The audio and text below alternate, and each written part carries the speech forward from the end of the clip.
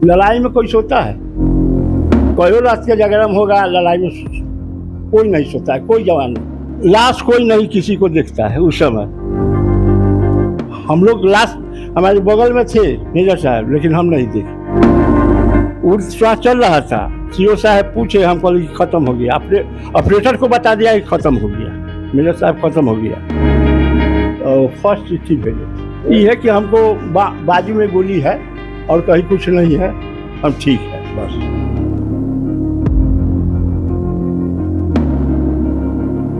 गाजीपुर मुख्यालय से तकरीबन 13 किलोमीटर के दूर पर स्थित है दौलतपुर चांदी गांव। इस गांव में नायक सूबेदार सुरेंद्र सिंह का घर है, जो 1999 के कारगिल युद्ध में पाकिस्तानी सेना को छक्का छुड़ाते हुए खुद को अपना जान जोखिम में डाल करके पाकिस्तान के सेना को मार गिरा है।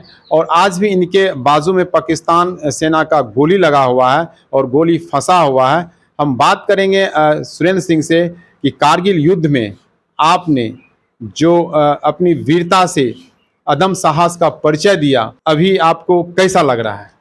कभी भी हम गम को कोई बात की न गम करते हैं। लड़ाई हो सुख दुख हम जानबे नहीं आज तक किए कि हमारे पास सुख आ गया, हमारे पास दुख हो गया। सुख दुख उतना नहीं है। ना हम बुझबे नहीं करते। कभी कभी वो डरावना दृश्य, गोली की आवाज हम कभी भी नहीं डराए हैं, न डराते हैं। आवाज तो आता होगा, आवाज आता है, बुझाता था कि पहाड़ी को लीड दिया। बमपार होता है तो बुझाया कि पहाड़ी को लीड, उस समय थोड़ा धड़कन बुझाता है। कितने बजे आपने कमान कस लिए थे फायरिंग के लिए? यहाँ से सीओ साहब तो शाम में भेज दिए 5-6 बजे, 5 बजे के न शाम में भेज दिए थे कि ये 5-7 गो है इस सिकरी पर जाके तय करो। आपका पहला साथी कौन खोया था, क्या नाम था उनका? पहला साथी गणेश यादव और दूसरा मेजर साहब। आपने उनको आंख से देखा था गोली लगते हुए, या कैसे पता चला कि वो क्या सुनाई पड़ता था? गणेश यादव आगे थे, मेजर सलमान हमारे साथे थे। आगे जब बढ़े ना मेजर साहब, तो उस समय आके पीछे घूर गए, कहा कि सुरेंद्र फील्ड पट्टी है, तो फील्ड पट्टी हम निकाल के दिए कि गणेश को लग गया गोली। तो हमारे से फील्ड पट्टी लेके गणेश यादव को फील्ड पट्टी किया है। तनके देर के बाद आके हमसे कह रहे हैं मेजर साहब कि सुरेंद्र आर बताओ।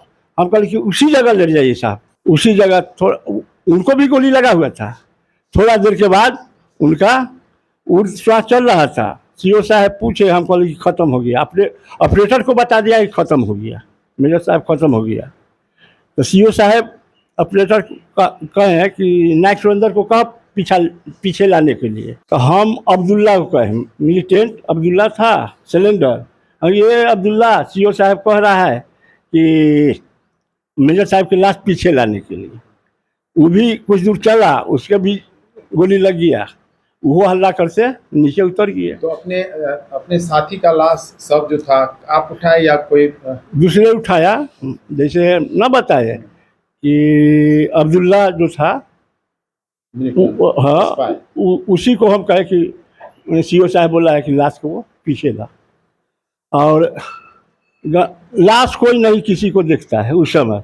हम लोग लाश हमारे बगल में थे मेजर साहब, लेकिन हम नहीं देखे। दो साथी सुरेंद्र गणेश यादव और शर्मा जी, दो साथी को इन्होंने खोया और अपने सामने सिर्फ उनका दर्द भरा आवाज़ सुना। उनका डेड बॉडी नहीं देख पाए थे क्योंकि इनको भी गोली लग चुका था।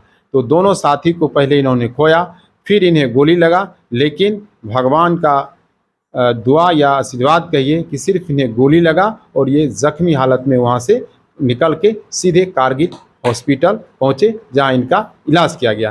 तो कारगिल हॉस्पिटल पहुँचे तो कैसे पहुँचे वहाँ से कारगिल हॉस्पिटल? गाड़ी से वहाँ से तो हम रोड पर आए पैदल, वहाँ से गाड़ी से बटाली रोड पर आया, बटाली से गाड़ी से चला है कारगिल हॉस्पिटल। और उसके बाद यहाँ पे दानापुर कैसे आए?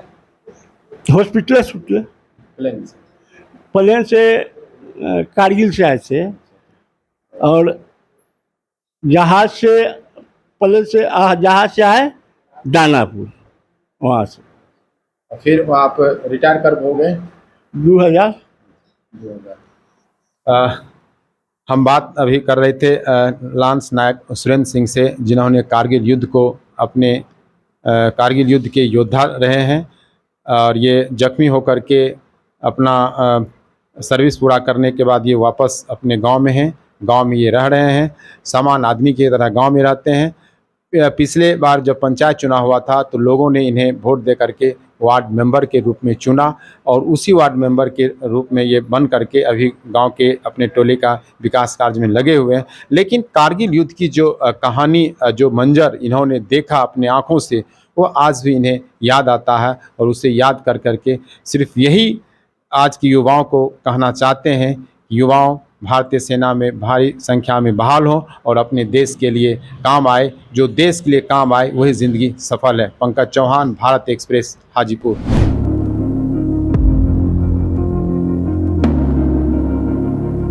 सम्मान हर साल मिलता है हमको, कारगिल दिवस पर हर साल सम्मान मिलता है।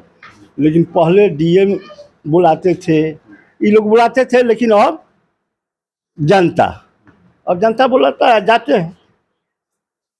युद्ध क्या बजे शुरू हुआ? बमबारी क्या बजे शुरू हुआ था? 4 बजे से, भोर से। 4 बजे से। हाँ। उस समय जगह थी। लड़ाई में कोई सोता है कि कई रात के जागरण होगा, लड़ाई में कोई नहीं सोता है, कोई जवान नहीं।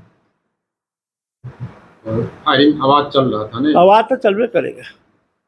आप फिर कैसे जवाब दिए? हाँ, इधरों से चल रहा है, उधरों से चल रहा है, दोनों तरफ से चलता है। एक तरफ से चलता तो कैप्चर न कर देता। आप कौन हथियार चला रहे थे? इंसास हमारे पास था। हम उस समय सेक्शन कमांडर थे और शिवदर जवान था, उसके पास LMG था और कंपनी अटैक में गया था तो हर हथियार था, अलग अलग हथियार होता है। RL था, 2 इंच मोटर था, AK-47 तो बहुत जवान के था। इससे पावरफुल इंसास होता है ना? हाँ, वो एक भरत मारता है ना तो इसमें राउंड बचता है। एक भरत खोलेंगे ना तो 3 राउंड निकलेगा। अस्सी में खोलेंगे AK-47 में खाली दबा गया तो सब भरत निकल गया। आप जब युद्ध में थे तो परिवार वालों से बात हुआ करता था कि युद्ध में परिवार वाले से बात होगा? फोन फान उस समय कोई ले जाएगा? फोन था भी नहीं उस समय, चिट्ठी। तो पहला चिट्ठी कम मिला था तो घर से कि आप नहीं, बरजोरी हम नहीं भेज रहे थे घर, बरजोरी भेजवाया वहाँ से और फर्स्ट चिट्ठी भेजे। क्या लिखे थे उसमें?